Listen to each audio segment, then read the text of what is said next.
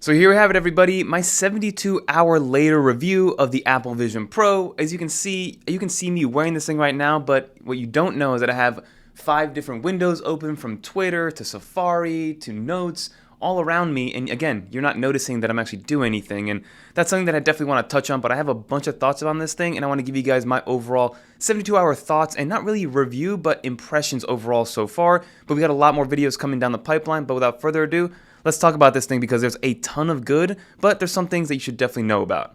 Let's get into it. So let me take this thing off so I can actually talk to you guys directly, because again, you might have noticed that it's a little bit weird when I'm wearing this thing, and I don't even know where to put this now. But overall, my 72-hour review of the Apple Vision Pro is that I'm awestruck, right? It is a beautiful piece of technology. It is the first time probably since 2007, and let me fix my hair here a little bit, but first time since 2007 that we've really had a tech product really innovate and really push the boundaries of what is possible in terms of a technology that's not really known to a lot of people. This is going to be a lot of people's first entry into the AR, VR world, including myself. You know, I've played with some Metas and some Oculuses in the past, but nothing too crazy. So this is my first real testament and kind of first-hand impressions of what it's like to live in this AR, VR world. And like I mentioned, for the most part, this thing is amazing, but I do think that there is going to be something called a honeymoon period, but let me explain. So let's start with the good about this Apple Vision Pro, and the good has to be that it's very hard to describe exactly what it's like, but the UI is what really jumps out at you, because it is so easy to use, it's so fluid, it feels organic. Like once you know and learn and go through the setup process of calibrating your eyeballs to be like your point and click mouse, and then you learn the gestures of actually double tapping or single tapping with your fingers, then it really feels very intuitive. It's easy to grab applications, throw them around, be able to open an application, be able to view and play a game while also having Safari open. So everything that you see here from a UI perspective is groundbreaking in my opinion, because you can grab a actual window and stick it up against the wall, and it'll stay against that wall while you move around your house. And then you can also grab stuff and bring it with you. You can reset it and bring it in front of you if you move around to a different section of your house or your apartment or your office. So a lot of this stuff is very brand new, but at the end of the day, you feel like you're kind of taking a peek into the future of what this maybe spatial computing venue is going to be like moving forward. You truly feel like you're in the 2008 movie Iron Man when, Tony Stark has, Jarvis kind of throwing stuff around, and you're kind of picking at it, because even though it is a floating window, you can actually bring it close to you, like I've posted on Twitter, and actually quote unquote touch what you're actually doing. So it ends up turning into kind of like a big virtual iPad. And even though there's no haptic feedback, there is kind of like a visual feedback that you get that makes you feel like you actually are touching something.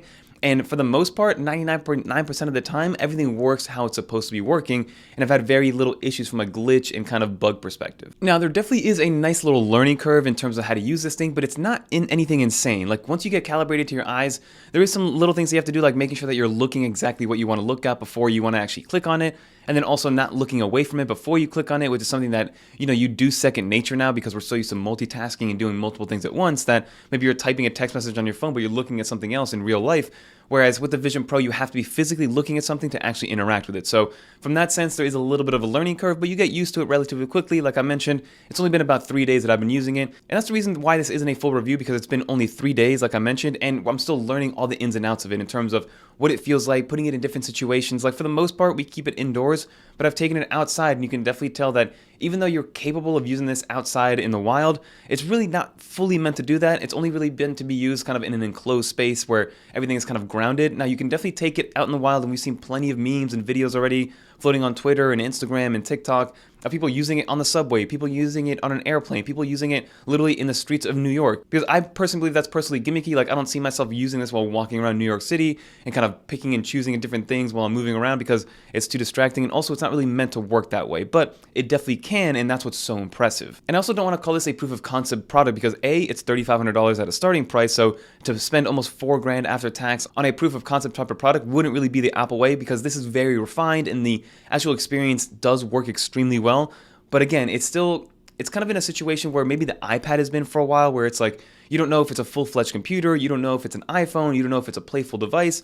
Things are a little bit more playful in terms of the UI from a window perspective and kind of the actual graphic interface, so you don't really know where to put the iPad, and that's kind of what I'm doing with the Vision Pro right now. I don't know where to put it. I don't know if it's just a fully media and content consumption machine, because let me tell you, in terms of an immersion experience, in terms of media consumption, and in terms of consuming as much content as possible with as many floating windows as you want in your entire space, there's nothing better than this Vision Pro, right? But then when it comes to the productivity side, there's still a lot that remains yet to be seen, right? Yes, we can use it as a secondary display, which I've done already for the most part on a Monday.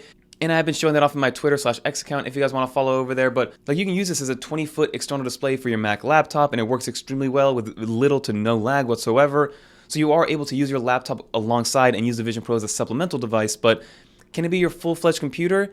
It sort of can, depending on your workflow. Like, if you're an Excel master user, no, I would not be using the Vision Pro as my only way of computing, because I need to be able to use Excel in a more precise way. Like, I can connect a Bluetooth keyboard and maybe use the arrow keys to move around an Excel sheet and things like that and get a little bit more precise. But if you're somebody that works with very nuanced things and you need a point and click interface, then the Vision Pro isn't going to be your full-on computer quite yet, right? You're going to need to use your Vision Pro as a supplemental device to your current computer. So that's one thing that really just jumps out at me, right? From a media consumption standpoint, it's absolutely unreal. It's unmatched. There's nothing like the immersion video and immersive kind of content that Apple's put out. Like, if you haven't gone to an Apple store and made a demo, make a demo to go see what it's like to use the Apple Vision Pro from an immersion standpoint, because there's literally nothing better that I've ever used before. It really makes you feel like you're there. But then, like I mentioned, from a productivity standpoint, there's still a lot that remains yet to be seen. Like, can you technically edit a video in LumaFusion? You absolutely can, but it's going to take you a little while because you don't have the point and click mouse like you do with the Magic Keyboard.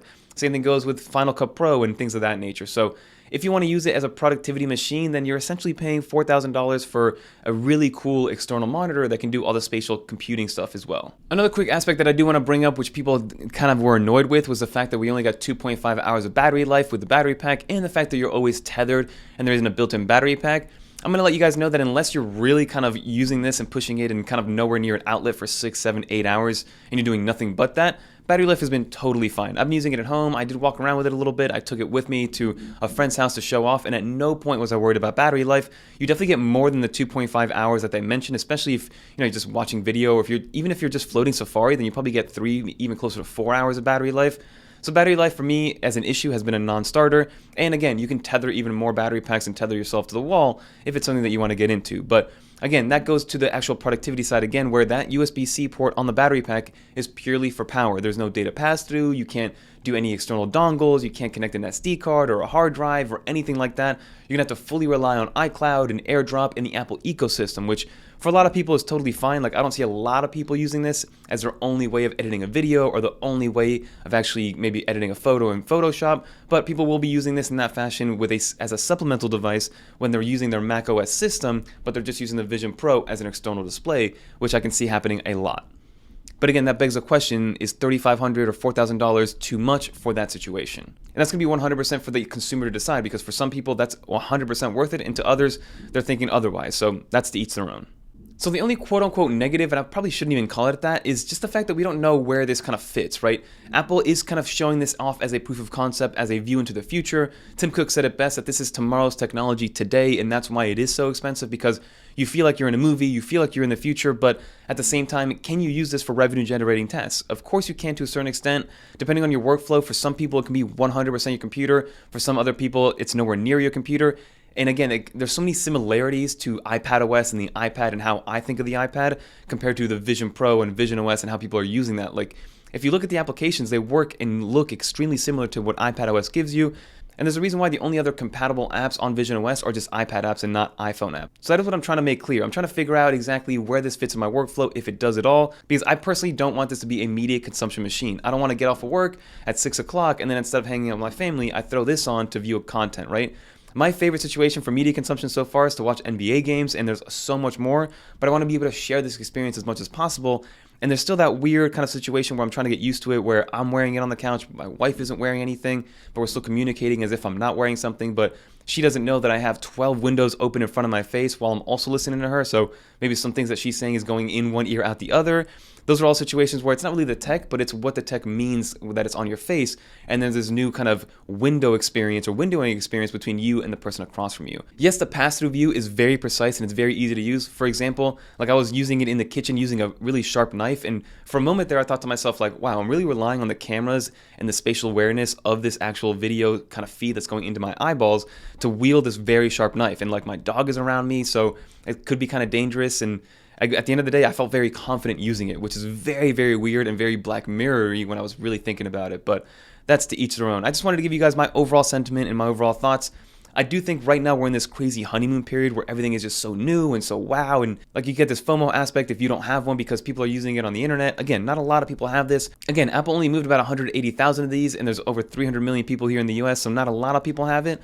So you're seeing a lot of this on social media, but at the end of the day, it is something that's very cool, and I'm just curious to see how this ends up over the next couple weeks, months, and even years, and hopefully Apple can bring down the price point. But that will do it for this video. I just wanted to give you guys my impressions, my thoughts. It is an amazing piece of technology. I'm wowed every single time I put it on, but I also see some negatives. I also see the reasoning in terms of this isn't really a revenue-generating machine or a productivity killer quite yet, in terms of where this visionOS sits from iOS to iPadOS to macOS and everything in between. But leave a little dolphin in the comments down below so I know you made it to the end. Leave some comments down below about what you want to know. We will be doing some step-by-step tutorials in terms of how to use it, how to actually pin windows, how to be able to kind of create your own interface, how to use it with your laptop, how to use it with your iPad, how to use it in your ecosystem. So definitely stay tuned. We have some top features videos coming out soon. But that will do for this video. If you guys want to watch some more iPadOS, macOS, visionOS, or iPadOS videos, click on one of these right here. And until next time, I'm Fernando, and I'm out of here, everybody. Peace.